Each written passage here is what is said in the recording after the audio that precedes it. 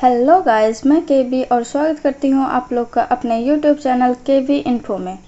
जैसा कि आप लोग जानते होंगे, कल हम लोगों ने इम्यूनिटी के ऊपर बातें की थी और आज मैं आप लोगों को बताऊंगी टाइप्स ऑफ इम्यूनिटी कितने प्रकार के होते हैं। तो गाइस, जिसने भी इम्यूनिटी वीडियो नहीं देखा है, पहले जाके आप वो देख ले, समझ लें, उसके बाद ही आपको टाइप्स ऑफ इम्यूनिटी समझ में आएगी। तो चलिए स्टार्ट करते हैं टाइप्स ऑफ इम्यूनिटी। तो गाइस, इम्यूनिटी से तो सभी लोग अवेयर होंगे कि इम्यूनिटी क्या होती है, फिर भी मैं एक छोटा सा डेफिनेशन बता देती हूँ। इम्यूनिटी हमारे बॉडी का एक डिफेंस मैकेनिज्म है जो हमारे बॉडी को प्रोटेक्ट करते हैं अगेंस्ट किसी भी डिजीज़ कॉजिंग एजेंट के साथ। For example bacteria, virus, fungi, protozoa, parasites, जो भी है जो हमें बीमार करते हैं, उसके अगेंस्ट हमें प्रोटेक्शन प्रोवाइड करती है। तो गैस, इम्यूनिटी कैसे रिस्पॉन्स लेती है किसी भी डिजीज कॉजिंग एजेंट्स के अगेंस्ट, उसके बेसिस पे इम्यूनिटी को दो टाइप में डिवाइड किया गया है। फर्स्ट है इन्नेट इम्यूनिटी और सेकंड है एडेप्टिव इम्यूनिटी। तो इस वीडियो में बेसिकली हम लोग इन्नेट इम्यूनिटी के बारे में बात करेंगे। इन्नेट इम्यूनिटी को नॉन स्पेसिफिक इम्यूनिटी टाइप भी कहा जाता है, क्योंकि इन्नेट इम्यूनिटी हमारे बॉडी में बाय बर्थ प्रेजेंट होता है और ये हमेशा फंक्शनिंग रहती है। मतलब ये ऐसा नहीं है कि कभी ये रुक जाता है काम करना, ये हमेशा काम करती रहती है। इन्नेट इम्यूनिटी में बहुत सारे फिजिकल्स बैरियर इंक्लूड होते हैं। For example skin, hairs, saliva, mucus, sebum, ये सारे चीज़ जो है हमारे बॉडी में इम्यूनिटी प्रोवाइड करते हैं और ये इन्नेट इम्यूनिटी के अंतर्गत आते हैं। ये जो और एडेप्टिव इम्यूनिटी उस इम्यूनिटी को कहते हैं जबकि इन्नेट इम्यूनिटी किसी भी पैथोजेंस के खिलाफ एक्शन लेना स्टार्ट कर देती। पैथोजेंस को किल करने के बाद वो कम्युनिकेट करती है एडेप्टिव इम्यूनिटी के साथ और वो उसे बोलती है कि अलर्ट हो जाओ, अब तुम्हारी टाइम आ चुकी है, अब तुम्हें फंक्शन करना है।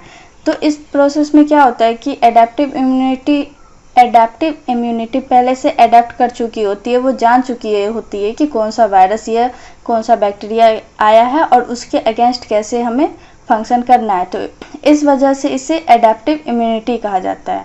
इन्नेट इम्यूनिटी होता है कि वो नॉन स्पेसिफिक टाइप होता है, कोई भी वायरस हो, कोई भी फंगस हो, वो सब पे एक ही जैसा वर्क करती है बिना देखे कि कौन सा बैक्टीरिया, कौन सा वायरस हमारी बॉडी में एंटर किया हुआ है, इसलिए इसे नॉन स्पेसिफिक टाइप इम्यूनिटी कहते हैं। अब इन्नेट इम्यूनिटी को टू कैटेगरी में डिवाइड किया गया है। फर्स्ट है सेलुलर मोड, सेकंड है ह्यूमोरल मोड। सेलुलर मोड में क्या होता है कि हमारे बॉडी में डिफेंस मैकेनिज्म को सेल के थ्रू फॉलो किया जाता है और ह्यूमोरल मोड में प्रोटीन के थ्रू डिफेंस मैकेनिज्म एक्टिव होता है।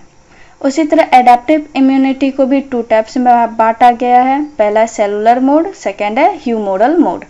तो आइए जानते हैं इस इन्नेट इम्यूनिटी के मैकेनिज्म को कि ये कैसे वर्क करता है। तो जैसा कि आप लोग इस डायग्राम में देख पा रहे होंगे, इस एक साइड इन्नेट इम्यूनिटी है, दूसरी साइड एडेप्टिव इम्यूनिटी है।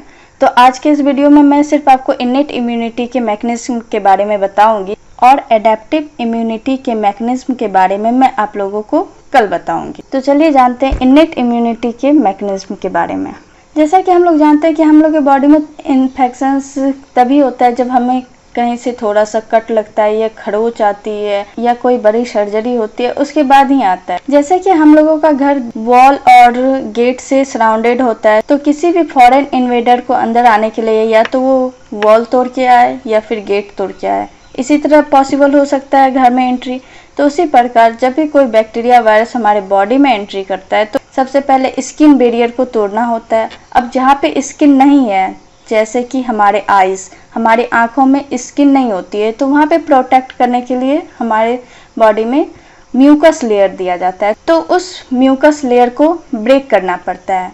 उस ब्रेक के बाद ही कोई भी बैक्टीरिया, वायरस, फंगी, पैरासाइट्स जो है हमारे बॉडी के अंदर एंटर कर सकते हैं और उसके बाद हमारे बॉडी में इन्फेक्शंस स्टार्ट होते हैं। तो इस डायग्राम में वही बताया गया कि पहले जो भी होंगे बैक्टीरिया, वायरस जो भी होंगे हमारे बॉडी के एपिथेलियल टिश्यू को ब्रेक करेंगे, उसके बाद फिर वो हमारे बॉडी के अंदर एंटर करेंगे।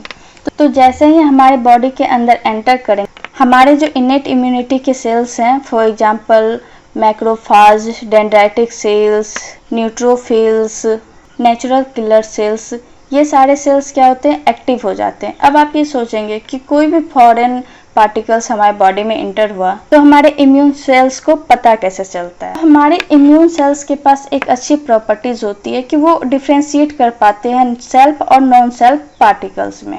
जैसे कि कोई भी बैक्टीरिया वायरस में आप देखते होंगे कि एक कॉमन स्ट्रक्चर होता है फ्लैजिला। फ्लैजिला में जो प्रोटीन होता है वो फ्लैजिलिन प्रोटीन होता है। तो हमारे बॉडी में जनरली कहीं भी फ्लैजिलिन प्रोटीन नहीं पाया जाता है, तो इस वजह से अगर हमारे बॉडी में कहीं भी फ्लैजिलिन प्रोटीन मिलता है तो हमारे इम्यून सिस्टम के सेल्स अलर्ट हो जाते हैं, वो जान जाते हैं कि हमारे बॉडी में कोई भी फॉरेन पार्टिकल्स इंटर हुआ है और वो प्रिपरेशन करने लगते हैं उसे मारने की, उसे किल करने की। इनेट इम्यूनिटी है जो है वो बहुत जल्दी रिस्पॉन्स लेती है, पर ये लॉन्ग लास्टिंग नहीं होती है।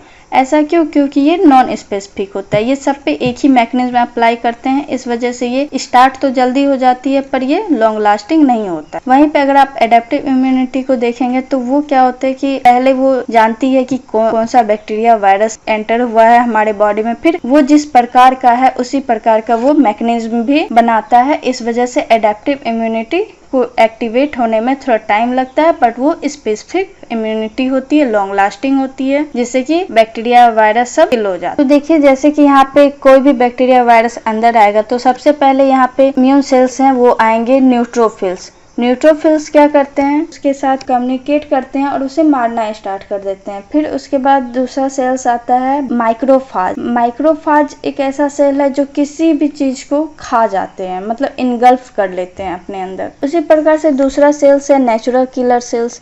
ये सेल्स क्या करते हैं, इसका नाम ही नेचुरल किलर सेल्स, मतलब ये पैदा ही हुआ है किसी चीज को मारने के लिए, तो ये माइक्रोब्स के साथ कांटेक्ट बना के उसे मार डाल। देखिए ये सब, और उसके बाद ये सारे सेल्स जो हैं वो अपने अपर सरफेस पे कुछ सिग्नल्स जनरेट करते हैं जिससे कि एडेप्टिव इम्यूनिटी अलर्ट हो सके।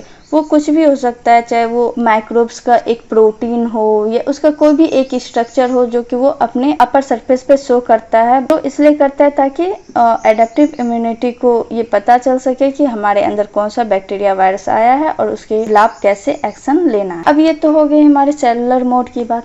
अब इसमें एक ह्यूमरल मोड है। ह्यूमरल मोड में क्या होता है कि बेसिकली कॉम्प्लीमेंट सिस्टम के थ्रू काम होता है। कॉम्प्लीमेंट सिस्टम प्रोटीन है जिसमें कि C1 से लेके C10 तक प्रोटीन होते हैं, उसकी ऐसी नंबरिंग की जाती है। इसमें क्या होता है कि जैसे ही कोई भी फॉरेन पार्टिकल्स, कोई भी माइक्रोब्स हमारे बॉडी में एंटर होते हैं तो वो उस माइक्रोब्स को चारों ओर से सराउंड कर लेते हैं और उस माइक्रोब्स के सेल के अंदर पोर कर देते हैं। अब माइक्रोब्स के सेल में जैसे ही पोर होने के बाद सेल सरवाइव नहीं कर पाती है और वो मर। कॉम्प्लीमेंट सिस्टम का एक बहुत ही लंबा मैकेनिज्म है, वो भी मैं आपको सेपरेट वीडियो में बताऊंगी। अगर आप लोगों को मेरा वीडियो पसंद आया हो तो लाइक करें, सब्सक्राइब करें।